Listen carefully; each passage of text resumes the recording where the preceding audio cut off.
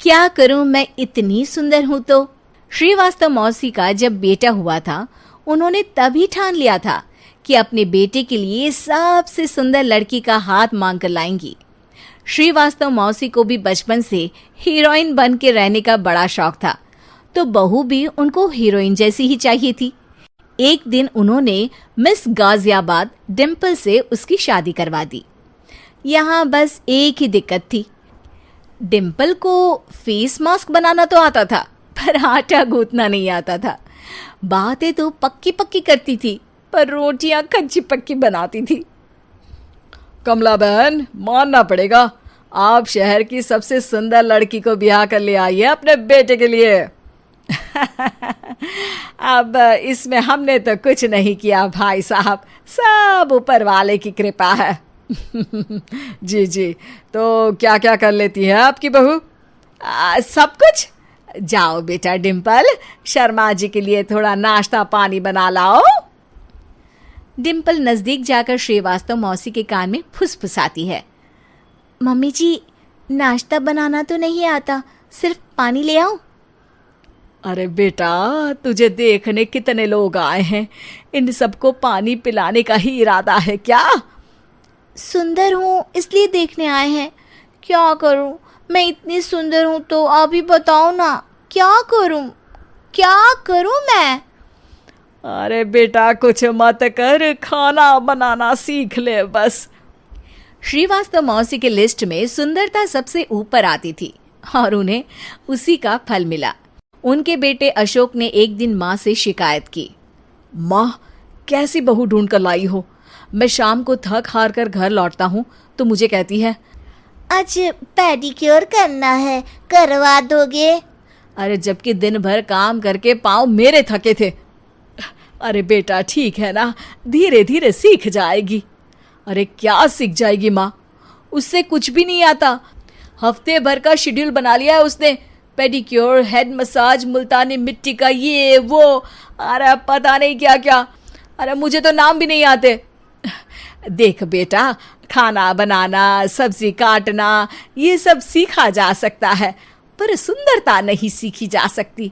इतनी सुंदर बहू मिली है, फिर भी तू खुश नहीं है, कैसा बेटा है तू? श्रीवास्तव मौसी का मानना था कि समय रहते बहू सब सीख जाएगी, पर मिस गाजियाबाद से शादी कराने के बाद घर का जो नाम हुआ है वो जरूरी है। अरे सबकी बहू खाना बना लेती है, हमारे घर में तो काम वाली दीदी भी है, पर हमारे घर में जितनी सुंदर बहू है ना, उतनी किसी के घर में नहीं। ऐसा श्रीवास्तव मौसी सबको कहती रहती। फिर एक दिन वो हो गया जो नहीं होना चाहिए था, डिम्पल को पिंपल हो गया। डिम्पल घर में छुपी बैठी थी, पर ऐसी खबर छिपती कहाँ है। शर्मा जी घर में अपने बेटे की शादी का न्योता देने आए तो उन्होंने पूछ लिया, अरे आज आपकी बहू नहीं दिख रही? हाँ, वो ना थोड़ा काम में बिजी है, आती ही होगी। और इतने में डिम्पल सही में किसी काम से वहां आ जाती है। बस शर्मा जी की नजर पड़ जाती है डिम्पल के पिंपल पर, जो उन्हें चांद पे दाग जैसा लगता है। पूरे शहर में बात फैल जाती है कि डिम्पल को पिंपल हो गया है। ये दिक्कत काफी गंभीर थी और श्रीवास्तव मौसी को पता था कि अगर ऐसा चलता रहा तो उन्होंने जो हासिल किया था सब मिट्टी में मिल जाएगा। उन्होंने फट से डिम्पल को अपने कमरे में बुलाया। अरे बेटा, शर्मा जी के बेटे की शादी 1 हफ्ते में ही है, हमें उससे पहले ही तुझे वापस सुंदर बनाना पड़ेगा। तू बता, तुझे मेकअप के लिए क्या क्या चाहिए? डिम्पल की दी गई लिस्ट का सामान श्रीवास्तव मौसी शाम को ही ले आती है और उसके बाद शुरू होता है डिम्पल का मेकओवर।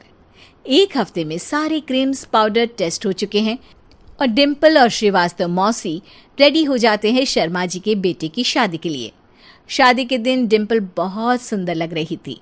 श्रीवास्तव मौसी को उम्मीद थी कि बस अब तो हर जगह वो और डिम्पल ही छाए रहेंगे, चाहे शादी किसी की भी हो। पर जब वो शादी में पहुंचते हैं तो उन्हें बाहर शर्मा जी लोगों का स्वागत करते मिलते हैं। अरे कमला जी, सही समय पर आई हैं, आप ही का इंतजार था। हमने भी हमारे बेटे के लिए मिस अहमदाबाद ढूंढी है। डिम्पल और श्रीवास्तव मौसी दोनों के मुंह खुले के खुले रह जाते हैं शर्मा जी की बहू को देखकर। वो तो डिम्पल से भी ज्यादा सुंदर थी। क्यों, हमने भी अच्छी बहू ढूंढी है ना? हाँ शर्मा जी, बाकी आजकल के जमाने में सुंदरता से क्या होता है भाई? देखो, बूढ़े तो सब होते हैं। मैं तो मानती हूं कि बस रोटियां गोल बना दे, इससे ज्यादा क्या चाहिए।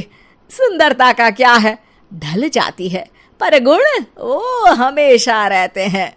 अरे बाबा, इतना बड़ा ज्ञान आपको कोई गुरु भी नहीं देता जितना बड़ा ज्ञान आपको एक छोटे से पिंपल से मिल गया। अगले दिन जब अशोक डिम्पल से बात कर रहा होता है, कल शादी में मिस अहमदाबाद के बाद सब मिस गाजियाबाद यानी तुमको ही देख रहे थे। क्या करूं, मैं इतनी सुंदर हूं तो आप ही बताओ क्या करूं? क्या करूं मैं तो कहती हूं कि घर का कोई काम कर या फिर बाहर अपने लिए कोई काम ढूंढ ले। है? क्या कहा माँ जी? हाँ जी, सुंदरता का क्या है? कल तूने मिस अहमदाबाद से मात खाई, आगे कोई मिस हैदराबाद आ जाएगी या मिस फैजादाबाद आ जाएगी, इसलिए काम पर ध्यान दो। हाँ। और कुछ महीनों बाद, अरे बहू, काम करने के बाद तू सुंदर नहीं, अति सुंदर हो गई है।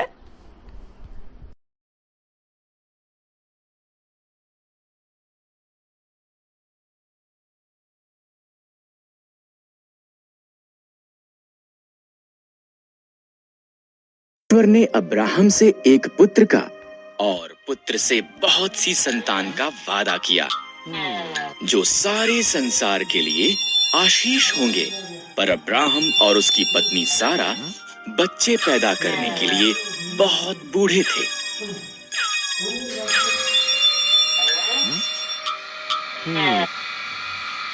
बीस साल बीत गए, अभी भी अब्राहम ने परमेश्वर के वादे पर भरोसा किया। जब वो 100 साल का था और सारा 90 साल की थी, परमेश्वर ने उन्हें अपना वादा याद कराया। सारा एक बालक को जन्म देगी।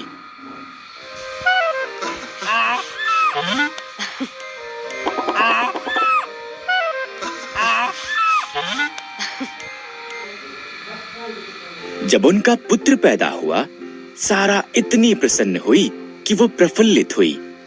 परमेश्वर ने मुझे प्रफुल्लित किया है, उसने कहा। इसलिए उन्होंने उसका नाम इसहाक रखा, जिसका अर्थ है वो हंसता है।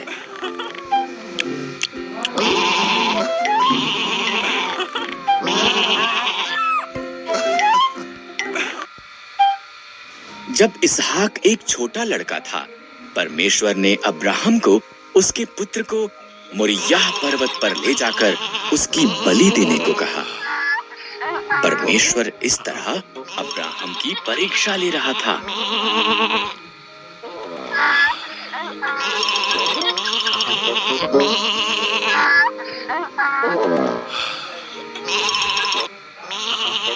इसहाक लकड़ी उठाकर चला और अब्राहम ने छुरी और मशाल ली।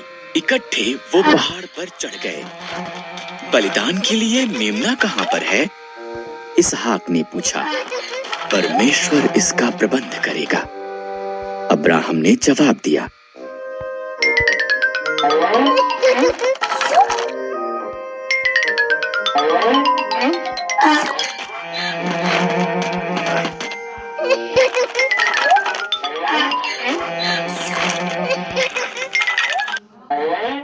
अब्राहम ने वेदी पर लकड़ियां रखीं, इसहाक को बांधा और उसको लकड़ियों पर रख दिया। जैसे ही उसने इसहाक को मारने के लिए छुरी उठाई, एक स्वर्गदूत ने उसको नाम लेकर आवाज लगाई, अब्राहम।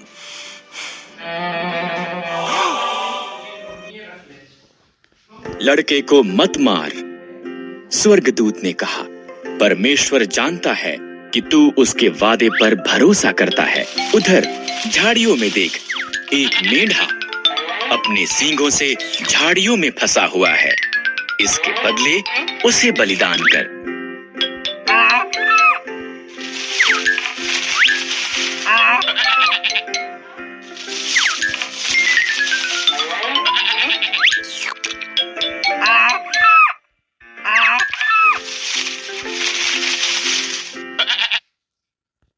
इस तरह अब्राहम ने उसके पुत्र की बजाय मेढ़े को बलिदान किया।